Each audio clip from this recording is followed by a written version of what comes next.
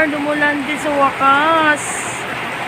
Yan, thank you sa ulan. Sa sobrang init, naibsan din ang kainitang panahon. Ito guys, lumamig na.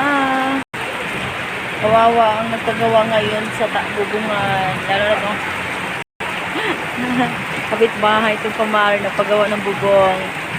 Pero thank you Lord God sa ulan.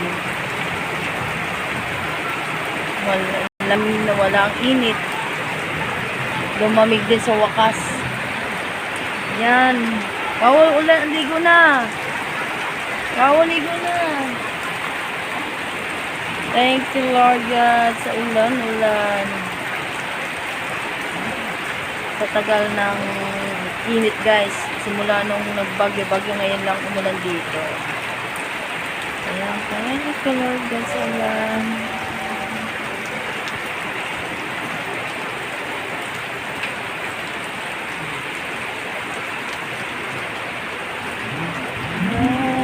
Ang lamig, ang sarap. Sarap ng ulan. Thank you Lord God. Naibsan yung init ng panahon.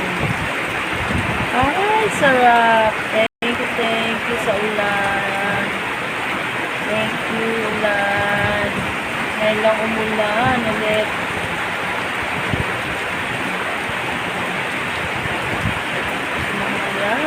Ganda, sarap, malamig ulit ang panahon.